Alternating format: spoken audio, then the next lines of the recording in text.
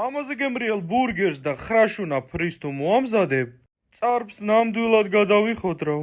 ახლავე გაუზიარე შენს ჯემალიკო მეგობარს, რომ ერთად მოამზადოთ. ვიდეოს და ლაიქებ და გაზიარებ არ დაგავიწყეს, თორე კი იცი რომ მოგაკითხავ რას გიზამ. პირველ რიგში დავჭრად ბოსტნეული. ამის შემდეგ არ დავინდოთ ხბო. ფარშს დავამატე ჰელმანის უგემრიელესი ბარბეკიუს соуსი და ასევე სოიო соуსი და კარგად მოურიე. ურთულები 100 გრამი უნდა გამოგივიდეს. соусისთვის ჰელმანის უგემრიელესი მაიონეზი, კეჩუპი და მდოგვი გამოვიყენე, რომელიც უზომოდ გემრიელია და ასევე ბოლოს ხახვიც დავამატე. ჰელმანს დაემატა ახალი გემოები, ნივრის, ჩილი მაიონეზი და რა თქმა უნდა ტრუფელის. ჩვენი კატლეტები შევწვათ და ზევიდან ყველი გაუშვათ. როგორ მოვამზადოთ ფრი? პირველ რიგში დავჭრათ სლაისებად, როგორც ვიდეოშია. დავამატოთ კოკაინები, მარილი და შაქარი. ზემოდან სიცოცხლის წყარო და გავყინოთ. გავყიდოთ სახლი და ვიყიდოთ ზეთი.